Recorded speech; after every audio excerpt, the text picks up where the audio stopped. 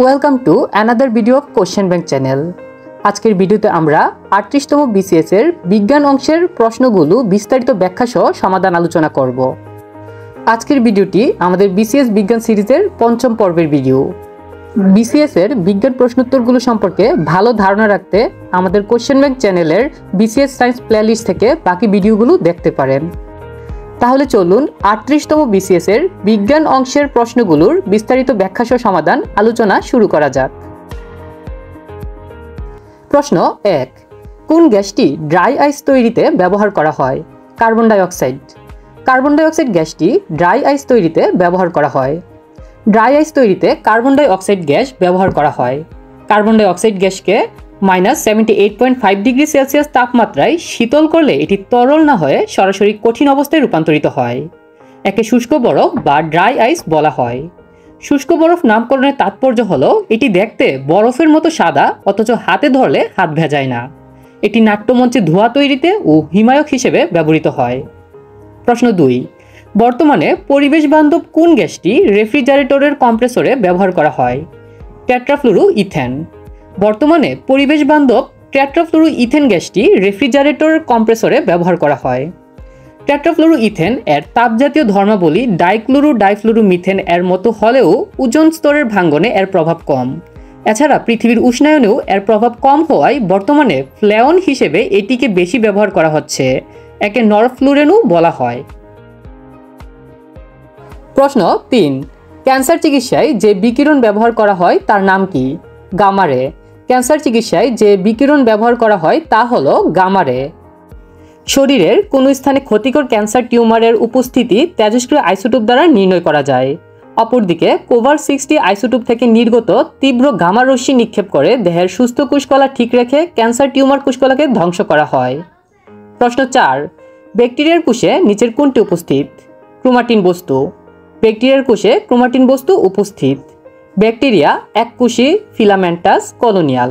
ব্যাকটেরিয়ার কোষে ক্রোমাটিন বস্তু থাকে কিন্তু নিউক্লিওলাস ও নিউক্লিয়ার পর্দা নেই। এদের কোষে প্লাস্টিড, মাইটোকন্ড্রিয়া, এন্ডোপ্লাজমিক জালিকা ইত্যাদি নেই। এরা আদিকোষ বিশিষ্ট এককোষী আণুবীক্ষণিক জীব। প্রশ্ন 5, মস্তিষ্কের ডোপামিন তৈরির কোষগুলো নষ্ট হলে কি রোগ হয়? পার্কিনসন। মস্তিষ্কের ডোপামিন তৈরির কোষগুলো নষ্ট হলে পার্কিনসন রোগ হয়। পার্কিনসন রোগ মস্তিষ্কের এমন এক অবস্থা যাতে হাতে ও পায়ে কাঁপুনি হয় এবং আক্রান্ত রোগী চলাফেরায় অপারগ হয়। স্নায়ুকোষে ডোপামিন নামক এক প্রকার নির্যাস তৈরি হয় যা চলাফেরায় সহায়তা করে। পার্কিনসন রোগের ডোপামিন তৈরির কোষগুলো ধীরে ধীরে নষ্ট হয়ে যায়। ডোপামিন ছাড়া ওই স্নায়ুকোষগুলো পেশিকোষগুলোকে সংবেদন পাঠাতে পারে না, ফলে পেশিকোষ কার্যকারিতা হারায়। অর্থাৎ মস্তিষ্কের ডোপামিন তৈরির কোষগুলো নষ্ট হলে পার্কিনসন রোগ হয়। প্রশ্ন 6, নিচের কোন উদ্ভিদ কেবল ম্যানগ্রোভ বনাঞ্চলে দেখা যায়? নিপা পাম। নিপা পাম উদ্ভিদটি কেবল ম্যানগ্রোভ বনাঞ্চলে দেখা যায়। নিপা ফ্রুটিকান্স সাধারণভাবে নিপা পাম নামে পরিচিত। বাংলায় একে গোলপাতা বলে। গোলপাতা ম্যানগ্রোভ বনাঞ্চলের একটি অন্যতম প্রধান উদ্ভিদ। এছাড়াও ম্যানগ্রোভ বনাঞ্চলে আরও যে উদ্ভিদগুলো পাওয়া যায় তাদের মধ্যে রয়েছে গেওয়া, কেওড়া, গরান, আমুর, বাইন, পশুর, সুন্দরী ইত্যাদি। প্রশ্ন 7, বায়ুমণ্ডলের কোন স্তরে বজ্রপাত ঘটে? ট্রপোমণ্ডল। বায়ুমণ্ডলের ট্রপোমণ্ডলে বজ্রপাত ঘটে। ট্রপোমণ্ডল স্তরটি বায়ুমণ্ডলের সবচেয়ে নিচের স্তর, ভূপৃষ্ঠের সঙ্গে লেগে আছে। মেঘ, বৃষ্টিপাত, বজ্রপাত, বায়ুপ্রবাহ, ঝড়, তুষারপাত, শিশির, কুয়াশা সবকিছুই এই স্তরে সৃষ্টি হয়। ট্রপোমণ্ডলের শেষ প্রান্তের অংশের নাম ট্রপোবিরতি। এই স্তর ভূপৃষ্ঠ থেকে নিরক্ষীয় অঞ্চলে প্রায় 16 থেকে 19 কিলোমিটার এবং মেরু অঞ্চলে প্রায় 8 কিলোমিটার পর্যন্ত বিস্তৃত। প্রশ্ন 8, পৃথিবীর বায়ুমণ্ডলের জলরাশির শতকরা কত ভাগ জল ভূগর্ভে ধারণ করে? 0.68%। পৃথিবীর বায়ুমণ্ডলের জলরাশির শতকরা 0.68% জল ভূগর্ভে ধারণ করে। প্রশ্ন 9, বাণিজ্যিকভাবে মৌমাছি পালনকে কি বলা হয়? এপিকালচার। বাণিজ্যিকভাবে মৌমাছি পালনকে এপিকালচার বলা হয়। অপরদিকে মৎস্য চাষ বিষয়ক বিদ্যা ও রেশম চাষ বিষয়ক বিদ্যাকে যথাক্রমে পিসিকালচার ও সেরিকালচার বলা হয়। অর্থাৎ বাণিজ্যিকভাবে মৌমাছি পালন বিদ্যাকে বলা হয় এপিকালচার, মৎস্য চাষ বিষয়ক বিদ্যাকে বলা হয় পিসিকালচার এবং রেশম চাষ বিষয়ক বিদ্যাকে বলা হয় সেরিকালচার। এই তিনটি প্রশ্নই খুবই গুরুত্বপূর্ণ। বিগত বছরগুলোর বিভিন্ন প্রতিযোগিতামূলক পরীক্ষায় এই তিনটি প্রশ্ন থেকে অনেকবার প্রশ্ন এসেছে। প্রশ্ন 10, মা এর রক্তে হেপাটাইটিস বি ভাইরাস থাকলে নবজাতকের স্বাস্থ্য ঝুঁকি ব্যবস্থাপনা কী হওয়া উচিত?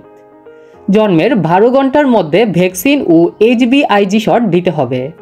মা এর রক্তে হেপাটাইটিস বি ভাইরাস থাকলে নবজাতকের স্বাস্থ্য ঝুঁকি ব্যবস্থাপনা হিসেবে জন্মের 12 ঘন্টার মধ্যে ভ্যাকসিন ও HBIG শট দিতে হবে। যদি কোনো মা হেপাটাইটিস বি দ্বারা আক্রান্ত থাকেন তবে তার গর্ভজাত সন্তানকে জন্মের 12 ঘন্টার মধ্যে ভ্যাকসিন দিতে হবে, তবে এর সাথে HBIG এর শটও দিতে হবে এই ভাইরাসের বিরুদ্ধে প্রতিরোধ গড়ে তোলার জন্য। মায়ের শরীরের হেপাটাইটিস বি এর জীবাণুর উপস্থিতি শনাক্ত না হলে শিশুর জন্মের পর 24 ঘন্টার মধ্যে ভ্যাকসিন প্রয়োগ করলেও চলে। প্রশ্ন 11, ডেঙ্গু রোগ ছড়ায় কোন মশার মাধ্যমে? এডিস অ্যাজিপ্টি মশা। ডেঙ্গু রোগ ছড়ায় এডিস অ্যাজিপ্টি মশার মাধ্যমে। ডেঙ্গু ভাইরাসজনিত মশাবাহিত একটি মারাত্মক রোগ। এডিস মশার কামড়ে, বিশেষ করে এডিস অ্যাজিপ্টি মশার প্রজাতির মাধ্যমে এটি ছড়িয়ে পড়ে। এছাড়াও এডিস অ্যালবুপিকটাস মশার কামড়েও ডেঙ্গু রোগ ছড়াতে পারে। আর এনোফিলিস মশার কামড়ে ম্যালেরিয়া রোগ ছড়ায়। সংক্ষেপে বললে এডিস অ্যাজিপ্টি মশার মাধ্যমে ডেঙ্গু রোগ ছড়ায় এবং এনোফিলিস মশার কামড়ে ম্যালেরিয়া রোগ ছড়ায়। প্রশ্ন 12, বায়ুমণ্ডলের যে স্তরে বেতার তরঙ্গ প্রতিফলিত হয় তার নাম কি? আয়োনোস্ফিয়ার। বায়ুমণ্ডলের আয়োনোস্ফিয়ার স্তরে বেতার তরঙ্গ প্রতিফলিত হয়। মেসোবিরতির উপরে প্রায় 500 কিলোমিটার পর্যন্ত বিস্তৃত বায়ুমণ্ডলকে তাপমণ্ডল বলে। এই মণ্ডলের বায়ুস্তর অত্যন্ত হালকা ও চাপ ক্ষীণ। তাপমণ্ডলের নিম্ন অংশকে আয়োনোস্ফিয়ার বা আয়নমণ্ডল বলে। তীব্র সৌর বিকিরণে রঞ্জন রশ্মি ও অতিবেগুনি রশ্মি সংঘাতে এই অংশের বায়ু আয়নযুক্ত হয়। ভূপৃষ্ঠ থেকে পাঠানো বিভিন্ন বেতার তরঙ্গ আয়নমণ্ডলের বিভিন্ন আয়নে বাধা পেয়ে পুনরায় ভূপৃষ্ঠে ফিরে আসে, অর্থাৎ প্রতিফলিত হয়। সুতরাং বায়ুমণ্ডলের আয়নোস্ফিয়ারে বেতার তরঙ্গ প্রতিফলিত হয়। প্রশ্ন 13, স্টিফেন হকিং কে? পদার্থবিদ। স্টিফেন হকিং একজন পদার্থবিদ। স্টিফেন হকিং একজন বিশিষ্ট ইংরেজ পদার্থবিজ্ঞানী ও গণিতজ্ঞ। 1942 সালের 8 জানুয়ারি তিনি ব্রিটেনে জন্মগ্রহণ করেন। মোটর নিউরন ডিজিজে আক্রান্ত Stephen Hawking black hole theory প্রদান করেন। স্টিফেন হকিংয়ের রচিত একটি বিখ্যাত বই হল a brief history of time. 2018 সালের 14 মার্চ স্টিফেন হকিং মৃত্যুবরণ করেন। প্রশ্ন 14, প্রাকৃতিক গ্যাসের প্রধান উপাদান কোনটি? Methane gas. প্রাকৃতিক গ্যাসের প্রধান উপাদান হলো মিথেন গ্যাস। প্রাকৃতিক গ্যাসের উপাদানগুলো হলো মিথেন 80 থেকে 90%, ইথেন প্রায় 13% এবং প্রোপেন 3%। এছাড়া বিউটেন, ইথিলিন ও নাইট্রোজেনও কিছু পরিমাণ থাকে। আমাদের বাংলাদেশে প্রাপ্ত প্রাকৃতিক গ্যাসে মিথেনের পরিমাণ প্রায় 95 থেকে 99%।